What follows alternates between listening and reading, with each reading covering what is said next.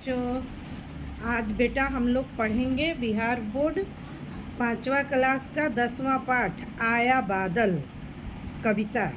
इस कविता के कवि अखिलेश्वर नाथ त्रिपाठी जी हैं। इन्होंने इस कविता में ये बताए हैं कि जब बादल आता है तो उसका रंग रूप कैसा होता है और किस तरह सारे लोगों के जीवन में खुशी को ला देता है। इसलिए कि जब बहुत ज़्यादा गर्मी होती है और आसमान में बादल मंडराने लगता है तो लोगों का मन जो होता है खुशी से नाचने लगता है। तो उसमें इस कविता को हम लोग देखेंगे, पढ़ेंगे। अर्थ समझें। उमड़ घुमड़ कर आसमान में यह देखो मंडराया बादल। उमड़ घुमड़ कर आसमान में जो है बादल जो है मंडराता है। मंडराना मतलब क्या होता है? आसपास घूमना। आया बादल, आया बादल, आज आसमान में जो है वो बादल आ गया है। अब इसका कैसा रूप है भाई? तो देखते हैं। देखो देखो भालू काला। वो बादल जो है देखने में कैसा लगता है? कहीं कहीं लगता है कि भालू जो है खड़ा है, काला भालू है। हाथी मोटा दांतों वाला, और कहीं कहीं बादल का चित्र जो है वो लगता है कि हाथी के जैसा वो दिखता है। कितने रूप बनाया बादल, आया बादल, आया बादल। ये बादल जब आसमान में आता है तो विभिन्न तरह के रूप बना के आता है। कभी भालू, कभी हाथी, अनेक तरह के रूप बनाता है। आगे, आज संदेशा किसका लाया, किस मुड़ेर पर आया छाया। कह रहे कि ये बादल किसका संदेश लेकर आया है। संदेश मतलब होता है समाचार।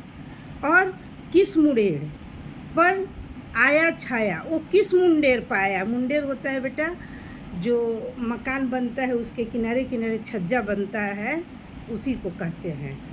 प्यारा सा मनभावन बादल, आया बादल, आया बादल। ये बादल जो है मन को भाता है। मनभावन मतलब जो मन को अच्छा लगे। तो ये प्यारा प्यारा सा बादल आया है। अब हमें आशा है कि हमें गर्मी से राहत मिलेगी। इसीलिए ये बादल जो होता है बड़ा ही मन भावना होता है। आया बादल, आया बादल। वन उपवन सब गांव नगर भी, नदी पोखर ताल नहर भी, सबको ही नहलाया बादल, आया बादल, आया बादल। कह रहे हैं कवि कि जब बादल आता है तो वन उपवन, गांव, नगर, नदी, पोखर, सबको, जब बारिश होती है बेटा तो क्या होता है? सब ने नहा लेता है। चाहे वो तालाब हो, चाहे वो नदी हो, चाहे वो पोखर हो, ये सबको नहला देता है। आया बादल, आया बादल। पूरे सावन कजरी गाता, रिमझिम गीत सुनाता, लो पानी बरसाया बादल, आया बादल, आया बादल। पूरे सावन क्या लगता है? जब बरसात होती है तो लगता है कि कजरी गा रहा है। और रिमझिम रिमझिम जो बारिश की आवाज़ होती है वो बड़ा ही सुंदर लगता है। लो पानी बरसाया बादल, जब बादल आता है तभी पानी बरसता है। इसीलिए कवि कहते हैं आया बादल, आया बादल। दादुर मोर पपीहे बोले, पपीहा बोले, खेतों के मन हर से डोले।